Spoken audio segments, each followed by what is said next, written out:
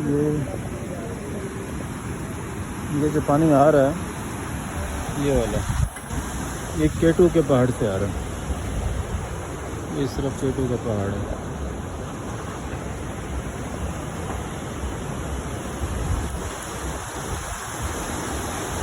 और ये आगे जाएगा माल रोड की तरफ।